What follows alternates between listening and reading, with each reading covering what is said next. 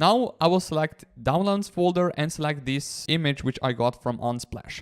Click open here, and then you can close this window and also close the Lively wallpaper. And this is pretty much it for the Lively wallpaper app for this tutorial. I think that the current wallpaper looks absolutely slick. And now let's customize the Windows 11 cursor. Let's open up this website, which is also linked in video description down below. And for this tutorial, I chose Windows 11 Cursors Concept version 2 from Japri Creations. So this pack is completely free, or if you want to use the paid version, which is Concept HD from the same developer, I believe it is €2 for this paid version, and I think it's totally worth it. So for this tutorial, I will go with the free version. You can see here.